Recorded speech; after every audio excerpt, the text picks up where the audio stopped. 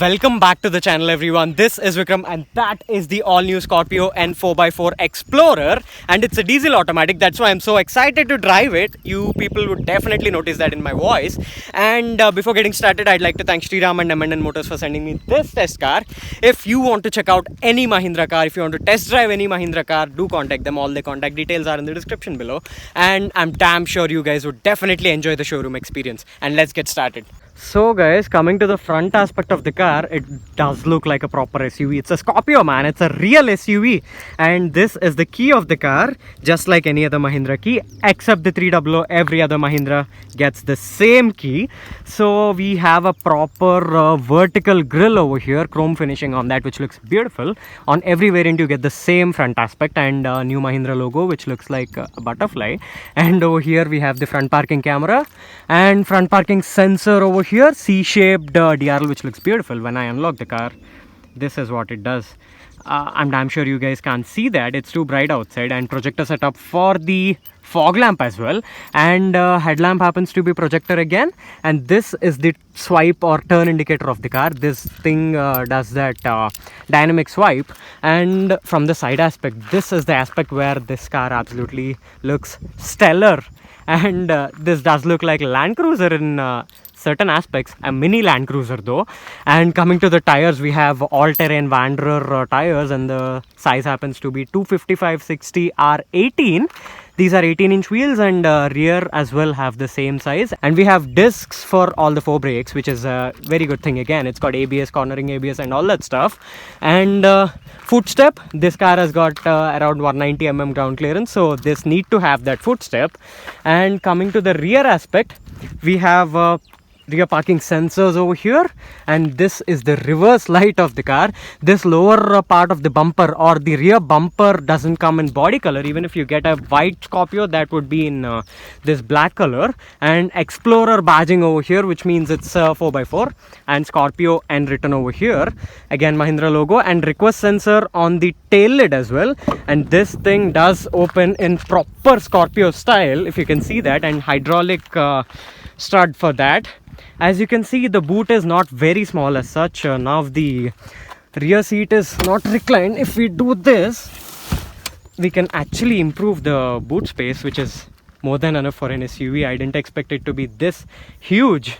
So let me shut the rear door with a proper thud sound. And over here we have the fuel lid of the car inside, which we have this AdBlue thing for BS6 emission norms and all that stuff. As I said, rear tire as well happens to be the same size, and side aspect is my favorite, man. If you want to get a Scorpio, you can just get it by looking at this side aspect. That is how beautiful it looks. It's a very tall car, and shooting in summers is horrible. It's more than 40 over here. Keeping that aside, it's a very comfortable car. The cabin feels very airy because the glass area is very wide. And coming to the feel of the cabin, it feels very premium. Initially I thought only the 700 was premium, but the Scorpio doesn't disappoint you as well. We've got this proper soft touch material on the door. This is hard plastic actually, but that soft touch material feel is there. And over here on the handrest, you get proper leather finishing. And the upholstery as well is very nice. And space, you have loads and loads of space.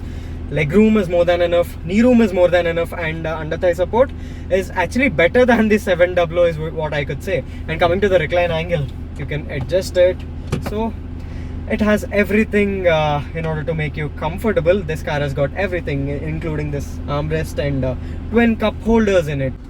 So coming to the front seat of the Scorpio, we have electric adjust seats over here, 6-way adjustable, but that is enough to give this car enough premium feel. And coming to the driving seat, this is something I need to talk about. This is a typical Scorpio element, and I expected it to have a handle over here as well, because that is what we used to get in the original Scorpio. And coming to the center console, it has that proper cockpit feel because these flight style controls. This is the emergency or dismiss. I pressed the SOS button unexpectedly, and over here we have 360 parking camera button. This is for the start stop system and all that stuff over here. And we have proper physical controls for the audio system or infotainment system, which is placed over here. And this is the rear parking camera, which you can see has got adaptive guidelines. but the resolution is not as good as the 700, that is for sure. And these are the controls for the infotainment, which I said already. There are physical controls, which is a very good thing. And this thing has got wireless Apple CarPlay and wireless Android Auto as well, which is again a very nice thing. Lot of good bits in this car. And one more thing, this has got a beautiful Sony audio system, which won't disappoint you whatsoever. It is not as good as the Harman Kardon, but you won't realize the difference in the real life, which its direct rivals get, but they doesn't have this 4x4. This is the winner. This car has got 4x4, man. It's an SUV. So guys, I'm currently driving the all-new Scorpio N Explorer, which is definitely the four-wheel drive variant of the Scorpio. It's a diesel automatic. This car has got a 6-speed torque converter gearbox, which is very different from the old school torque converters which we used to see on those Hyundai cars. They used to drink a lot of fuel, but that is not at all the case over here. I'm driving it in mixed driving conditions, and the mileage which I'm getting right now is somewhere between 9.5. When you drive it in clean highways, maintaining an average of 70-80 kmph, it would definitely return around 10 kmpl. And manual Scorpios are returning somewhere beyond 12 is what most of the owners claim. And coming to the engine, this car has got a 2.2 liter turbocharged diesel engine, which is very good engine. It's an M-Hawk engine, and that's got 172 bhp of power and 400 newton meters of torque. This car is even torquier than the manual. In 700 and the Scorpio, automatics produce more torque than manual. That is because of the gearbox, of course. That is why I said this gearbox is not as boring as the previous gen torque converter. This thing is exciting, kind of. And coming to the feel of driving this car, as I said, it's a 4x4 and it's a ladder frame car, and it's one of the most affordable ladder frame cars which you can get in Indian market right now. All the SUVs in this segment most of them are pseudo SUVs. They don't have four-wheel drive, but this one does have 4x4, which is a very good thing. And ladder frame, it does produce that body roll, and it has that bouncy feeling when you do triple digit speeds and all that stuff. But once you take it off the road, that is where the car absolutely shines. The chassis, the suspension, and these terrain modes. It's got 4 terrain modes and 2 modes in 4-wheel drive, that is 4 high and 4 low. All this stuff come together and gives you a proper SUV feel. Initially I thought this Scorpio won't be having the feel of the OG Scorpio, but this one is great. Somehow they managed to bring that 4x4 charm to this car, which the original Scorpio and even the original Safari used to have, but somehow the current gen Safari, that was gone. But this, they try to keep that 4x4 feel. It's a true SUV, man. It's a true, real SUV. If you're someone who'd like to take your car off the road, this is the car for you. Coming to the price, this car is priced, this particular car which I'm driving right now is priced somewhere between 27 to 29 lakhs depending on the city and depending on the state you're in, because based on the RTO and all that stuff, on-road prices vary. Coming to the ex-showroom price, this particular 4x4 diesel automatic costs somewhere around 23.06 lakhs without the RTO, road tax and all that stuff. So the on-road price varies depending on the place which you're in, so you can check that online. But at that price point, it is definitely on the expensive side, but for that price point you definitely get what you pay for. You get 4x4 and that proper feel of driving a 4x4 car. And coming to the features, coming to the safety features, it's got a lot of airbags. It's got this driver airbag, passenger airbag, curtain airbags, 6 of them.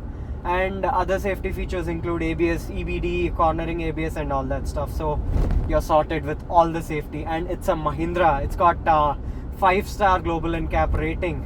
And for child safety, it's somewhere around 3 stars. And coming to the body roll, this being a car which sits higher and the suspension is somehow off-road oriented. So this car has got some body roll when you corner the car. But when you're driving on plain roads, body roll won't be felt that much. Coming to the braking, this car has got discs for all the 4 wheels and ABS is working brilliantly well. It's not too intuiting as such, but at the same time the tires won't skid or you won't kind of glide even when the terrain is very, very smooth. That is because it's got 4-wheel drive. And brakes as well, does the job very nice. And as you can see, currently I'm driving in some sort of ghati road. Places like these, you're sorted because you've got terrain modes as well, 4 of them. And if you want to get off the road as well, no problem whatsoever. That is how capable the car is. You can take it hardcore off-roading. It won't disappoint you whatsoever. It is very, very capable of the road. This car is very capable of the road. Of course, we might get a little bit tensed while doing off-roading, but once you get used to it, it's fun.